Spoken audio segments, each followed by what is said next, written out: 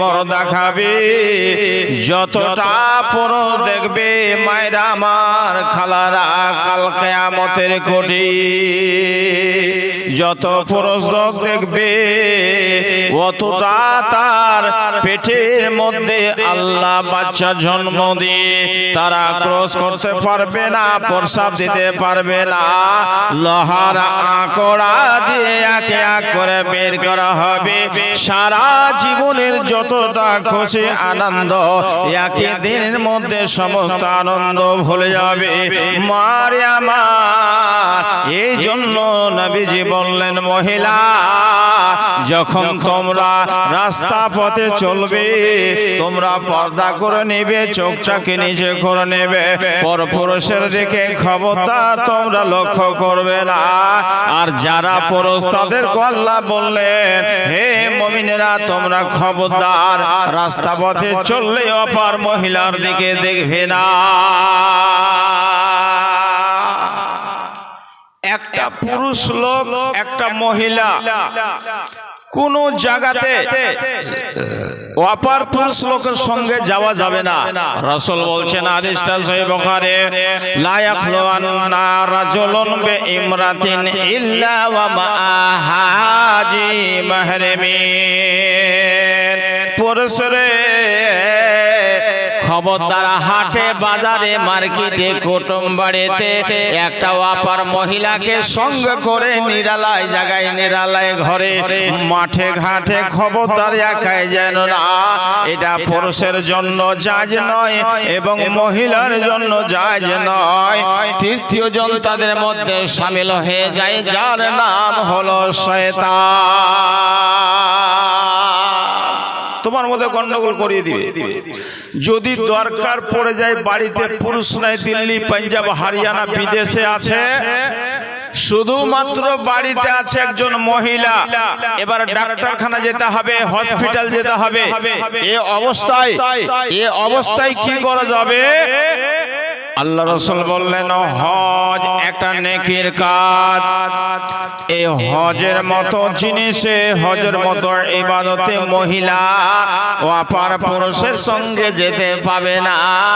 Hospital যাওয়ার যদি প্রয়োজন হয় তাহলে ওই লোকের সঙ্গে যাবে যার সঙ্গে বিয়ে করা যায় না। খালাতো ভাইয়ের সঙ্গে যেতে পাবে না, ফুফাতো ভাইয়ের সঙ্গে যাওয়া চলবে না, মামাতো ভাইয়ের সঙ্গে যাওয়া চলবে না। যদি প্রয়োজনের দায়িত্ব হয় তাহলে বাবার সঙ্গে যাবে, ভাইয়ের সঙ্গে যাবে, ভাতিজার সঙ্গে যাবে। যার সঙ্গে বিয়ে করা যায় না তার সঙ্গে সফর করা যাবে।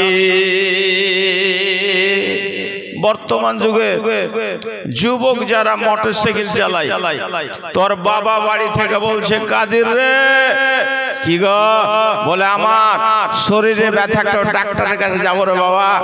কইছে গাড়ির চেন ছিটা আছে, চেন না ঠিক করলে ডাবল টানবে না, ওকে একাই টানবে, ওর বাপকে আর টানবে না। জি মা পড়ে আছে পিছনে, মাকে হসপিটাল নিয়ে যাওয়া যাবে না, তেল শেষ। রাস্তায় পরের টাকার গাড়ি পো পো পো পো করে চলছে, চলে যাচ্ছে। যেতে যেতে অনেক দূরে বাঙ্গালের কথা বলছে, গাজল নাম শুনেছেন? গাজল, এই গাজল এরিয়াতে আমি অনেক জালসায় যাই। বিরাট বড় একটা লম্বা ময়দান আছে, আর ওর মধ্যে একটা পাখি রোড আছে, সড়ক আছে। গাজল থেকে মালদা চলে যায়, ওখান থেকে মুর্শিদাবাদ কোতকাল পর্যন্ত রোডটা যাবে। মাঠের মধ্যে দেখা গেল একটা 18 বছরের মেয়ে, সুন্দর ড্রেসে, সুন্দর লেবাসে মাঠে দাঁড় হয়ে আছে। ঘাড়ে এখানে ওড়নি আছে, আর শুধু ইশারা করে একটু দাঁড়াবে। এই ছোকরা 25 বছরের, এর কি আর জান থামে? মাঠের মধ্যে একটা বেটি ছেলে ওকে ডাক দিয়েছে, তো গাড়িটাকে ব্রেক করে দিয়েছে, থামিয়ে দিয়েছে। থামিয়ে দেওয়ার পরে বলছে, কি গো? বলে, ভাই আমার পরীক্ষা চলছে, গাড়ি পাইনি, হেঁটে যাচ্ছি, আর মাত্র 20 মিনিট টাইম আছে, যদি না যাই পরীক্ষাটা ছুটে যাবে, দয়া করে আমাকে একটু বসিয়ে নেন। ওর মাকে বসায়নি, হসপিটাল নিয়ে যাইনি, ওকে বসিয়ে নিল পিছন দিকে। পিছন দিকে বসে লওয়ার পর পো পো পো পো করে গাড়ি ছেড়েছে একবার 80 স্পিডে। ঠিক 2 কিলোমিটার যাওয়ার পরে ঘাড়ে যে ওড়নিটা ছিল ওই ওড়নিটা ছেড়ে দিল হাওয়াতে, পিছন দিকে রোড যে পড়লো। এবার কিছু দূর যাওয়ার পরে মহিলা বলছে দাঁড়ান। বলে কেন? বলে আমার ওড়নিটা পড়ে গেছে। ওড়নিটা পড়ে গেছে, উঠে দেওয়া হবে। ওড়নিটা 300 টাকা দামের। গাড়ি ব্রেক হয়ে গেল, থেমে গেল। ওখান থেকে ওড়নি আনতে যাবে কে? বলে যার ওড়নি সে আনতে যাবে, তুমি যাও। কত চালাক মেয়ে, কত চালাক মেয়ে। বলছে ভাইজান আমি তো মেয়ে জাতি, ওখান পর্যন্ত জেলে তো আমার দেরি হয়ে যাবে, আর তাড়াহুড়া আছে, তো আপনি পুরুষ মানুষ দৌড়িয়ে যান আর নিয়ে আসেন, আমি গাড়ির এখানেই থাকি। বলে তা তো ঠিক, পরের বেটি ছেলে যা বলবে তাই শুনবে, মার কথা শুনবে না। ওরে মা বাবার কথা মতো যে জন চলে না, আল্লাহ রসুলের দয়া তারা পাবে না। রে আল্লাহ রসুলের দয়া তারা পাবে না। মা বাবার কথা মতো যে জন চলে না, আল্লাহ রসুলের দয়া তারা পাবে না। মা বাবাকে কষ্ট দিলে নমাজ রোজা যায় বিফলে। মা বাবাকে কষ্ট দিলে নমাজ রোজা যায় বিফলে। মার কলজায় দুঃখ দিলে আল্লাহ সহে না। মার কলজায় দুঃখ দিলে আল্লাহ সহে না। আল্লাহ রসুলের দয়া তারা পাবে না। রে আল্লাহ রসুলের দয়া তোরা পাবে না। মাতা পিতা অতি আপন, মা বাবারে কর যতন। মা বাবা পিতা অতি আপন, মা বাবারে কর যতন। ওরা 3 কথারই সাফি পায় তাদের ভুলিও না। ওরে 3 কথারই সাথী পায়, মানে স্ত্রীটা 3 কথার সাথে লাই কবুল কবুল কবুল, ঠিক করে বুঝেন? এর কথা শুনে মা বাবাকে ভুলে গেছে। ওরে 3 কথারই সাথী পেয়ে তাদের ভুলিও না। আল্লাহ রসুলের দয়া তারা পাবে না। হরে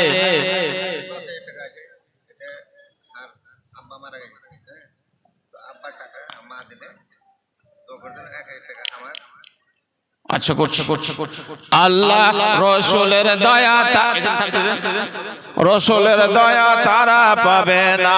হরে আল্লাহ রসুলের দয়া তারা পাবে না। এবার ওদিকে গেছে ওড়নি আনতে, এদিকে গাড়িতে স্টার্ট মেরেছে, চাবি তো ছিল গাড়িতে। এবার গাড়ি নিয়ে উড়ে গেল। আজকে 4 বছর হয়ে গেল, গাড়ির এখনো ঠিকানা পাইনি। লেখ কুস্তি মাস্তি করবি, টানান নানান করে গান ধরেছে আর গাড়ি চালিয়েছে আর 80 স্পিডে। মাকে নিয়ে যায়নি, থামেন না রে বাবা, খুব হড়বড় করছে। তো এদিকে কাজটা কিন্তু আর হচ্ছে না। ভাই আমার, তাহলে বোঝা গেল মা এবং বাবাকে যারা নারাজ করে দিবে, অসন্তুষ্ট করে দিবে, তারা কোনো না কোনো বিপদের সম্মুখীন হয়ে যাবে। বন্ধুরে, আবার যারা সুন্দর মহিলা আর যারা কালো রঙের মহিলা, তাদের মধ্যে একটা অহংকার আছে।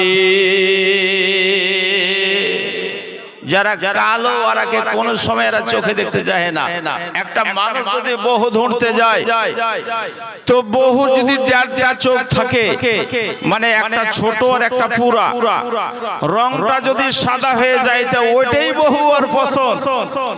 জি, ওই রংটা সাদা হলে বহুটা পছন্দ। কিন্তু জেনে রাখেন, কালো মেয়ে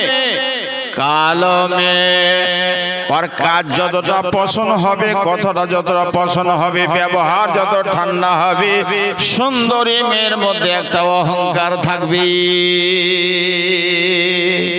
রাস্তা দিয়ে পশ্চিম দিক থেকে পূর্ব দিকে যাচ্ছে একটা ধলো মেয়ে, আর ওদিক থেকে আসছে একটা কালো মেয়ে। আস্তে আস্তে রাস্তায় দেখা হলো, সাটাসাটি হয়ে হাঁটছিল, পায়ের উপরে পা পড়ে চাপ্পালের ফিতা ছিঁড়ে দিলে। ছিঁড়লে কে? কালো বেটি ছেলেটা পা দিয়েছে, ধলো বেটি ছেলেটা চাপ্পালে ছিঁড়ে গেছে। এবার এই বেটি ছেলেটা রাগ না থামতে পেরে গাল দিছে, কালঠি মাগি, তুই আমার চাপ্পাল ছিঁড়ে দিলি, কাইয়ার মতো তোর চেহারা, হাড়ের তলার মতো তোর রূপ, তোর দিকে কেউ তাকাইবে না, মানে না ঘৃণা করে ওকে গাল দিতে আরম্ভ করেছে। তো কালো মহিলাটা, কালো বেটি ছেলেটা ধলো বেটি ছেলেটাকে বলছে, কি বলছে ভালো করে শোনেন কবিতার ছলে। তো কালো বেটি ছেলেটা বলছে, কালো হয়েছে তাই বলে কে আদর নাই খবর, কালো হয়েছে তাই বলে কে আদর নাই খবর, দেখলে পরে সবাই হাসো, দেখলে পরে সবাই হাসো, বন্ধ করো দর। কালো কোকিল কালো কালো মাথার চল, আমি তবে কালো হয়ে কি করেছি ভুল। ভালো করে শুনেন, জবটা দিচ্ছে, কালো কোকিল কালো কালো মাথার চল, আমি তবে কালো হয়ে কি করেছি ভুল।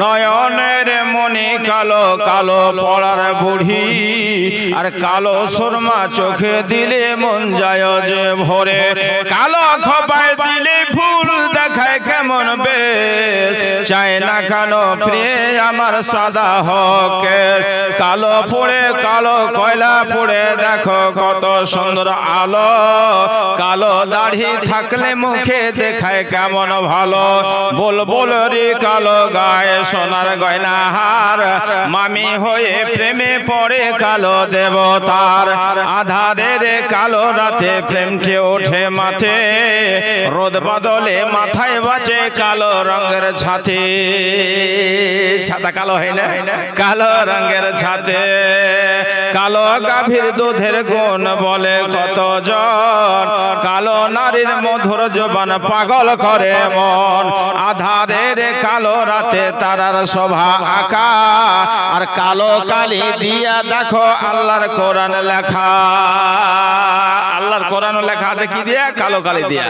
লাইলাতুল কদর কালো বারাত কালো হলো, আর কালো রাতে দয়ার নবী মেরাজ চলে গেল, কাবা ঘরের আজো গিলাফ কালো, বেলাল ছিলেন কালো, কাবা ঘরের গিলাফ আজো কালো, বেলাল ছিলেন কালো, তাই তিনার আজান শুনে মদিনা পাগল হলো। দুদিন পরে যেতে হবে কালো মাটির বাড়ি, দুদিন পরে যেতে হবে কালো মাটির বাড়ি, তবে কেন কালোর ওপর মনটা করো ভারে। জব দেওয়া ঠিক হয়েছে না বে? ঠিক হয়েছে। মহিলা একবারে ঠান্ডা হয়ে গেল যে তাহলে দুনিয়াতে কালোরও দাম আছে, কালোর দাম আছে।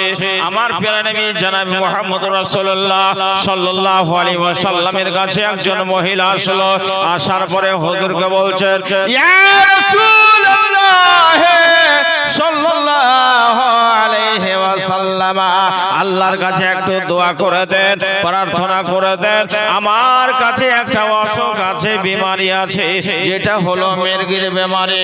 এই মির্গির বেমারি যখন উঠে যায় আমার শরীরের কোনো অলঙ্গ হয়ে যায়, আমার শরীরের কাপড় ঠিক রাখতে পারে না, বেভুল হয়ে যায়। কতগুলা মহিলা দেখে আর কতগুলা পুরুষ দেখে।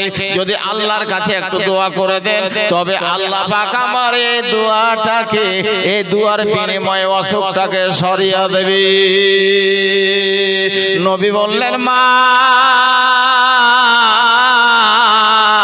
তুমি আখিরাতে জান্নাত চাও না দুনিয়ার শান্তি চাও? বললেন হুজুর আমি জান্নাত চাই। তাহলে হুজুর বললেন যদি জান্নাত চালে তাহলে তুমি সহ্য করে নাও, সবর করে নাও, এর বিনিময়ে আল্লাহ তোমাকে জান্নাত দিবে। মারে কষ্টর পরে আল্লাহ সুখ দিয়ে বললেন হুজুর বিমারটা কষ্ট করবে এটা আমার জন্য ঠিক আছে, কিন্তু আমার শরীরের মধ্যে অসুখ আছে আমি সহ্য করে নেব।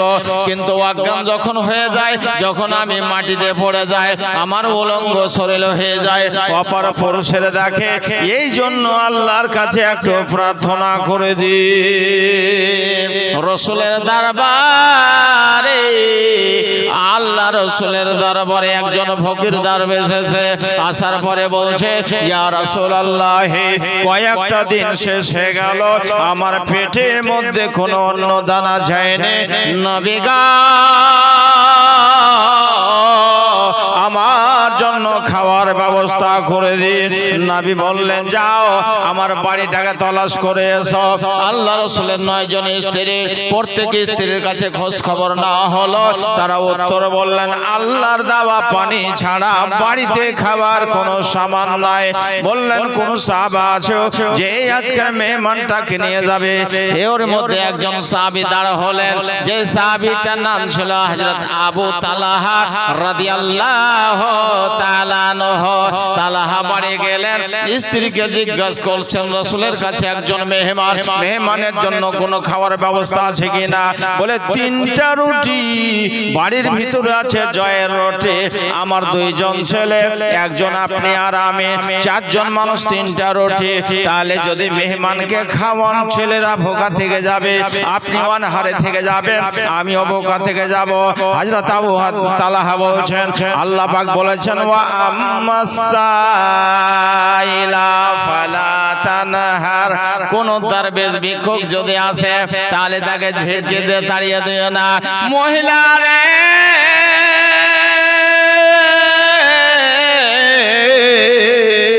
তুমি নিজের সন্তানকে তার মাথায় হাত দিয়ে, তার কানে হাত দিয়ে, সিনায় হাত দিয়ে তাকে ঘুম পাড়িয়ে দাও, আর আমি নবীর ওই মেহমানটাকে বাড়ি নিয়ে আসবো।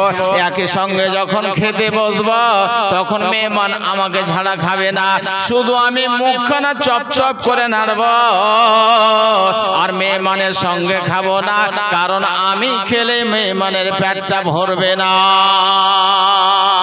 চেরাকটাকে নেমিয়ে দিবে। ঠিক ওই মতো অবস্থা করা হলো।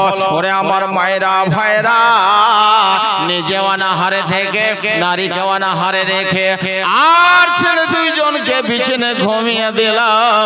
সারা রাত অনাহারে থাকলো। দয়ার নবী জনাব মুহাম্মদ রাসূলুল্লাহ সাল্লাল্লাহু আলাইহি ওয়াসাল্লাম বললেন, নবীকে ওহী দ্বারা জানিয়ে দেওয়া হলো। নবী বললেন আবু তালহা রে,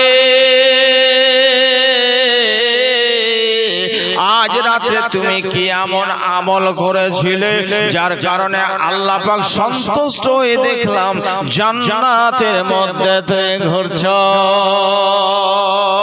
ভাইরা আমার, পৃথিবীতে যত জায়গা আছে, হাট আছে, বাজার আছে, মার্কেট আছে, আপনার বিল্ডিং আছে, যত 5 মঞ্জিল 10 মিনার ঘর আছে, এই ঘর সম্পর্কে কোন নবী কোন রাসূল আল্লাহ পাক কোন জায়গায় বলেননি এই ভালো সুন্দর ঘর বানালে জান্নাত পাওয়া যাবে।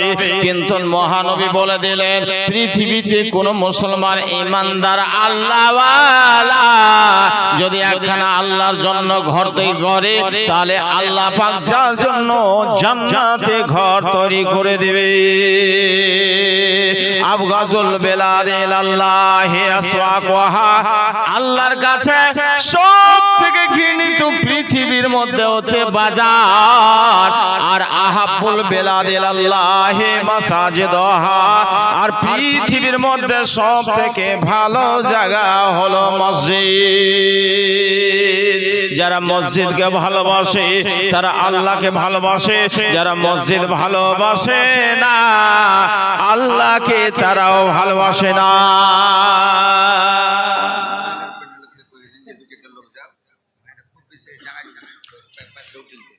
তো যারা লোক আছেন জালসা কমিটির ভলান্টিয়ার যারা মহিলা প্যান্ডেল আপনারা চাদর নিয়ে যান, মহিলা প্যান্ডেলের চাদর নিয়ে যান। মা বোন খালার আমার আপনাদের কাছে জালসা কমিটির লোক যাবে চাদর নিয়ে। অবশ্যই আপনারা 1000, 2000, 5000, 1000, 200, 100 যা পারবেন আল্লাহর ওয়াস্তে তাড়াতাড়ি করে এই মসজিদের নামে আপনারা দানটা দিবেন। এই জালসাটা হচ্ছে মসজিদ উন্নতি কল্পে। মাশাআল্লাহ, আলহামদুলিল্লাহ। তো জি সময়টা আগে এমনি কাটলো, এখন মানে হুড়াহুড়ি চালু হলো। তো বলেন আপনার মা মাওলানা আব্দুল শকুর সাহেবের মাথা 10,000 টাকা। জি জি জি জি জি জি 11,000 আছে। তো আপনার বাবার নামে আপনার মা দিয়েছে 10,000 আর 1,000, 11,000। মাশাআল্লাহ। আপনারটা করে দেন, একেবারেই হয়ে যাবে, বাড়ি সারাই হয়ে যায়। 1,000 কেন করবে? একটা চাকরিওয়ালা মানুষ 50,000 টাকা মাস, আর 1,000 টাকা করে দেবে মানে মসজিদ তৈরি করবেন, আপনি 5,000 করে দেন, তাহলে টাকাটা এগিয়ে যাবে। তো 5,000 করেন আপনি।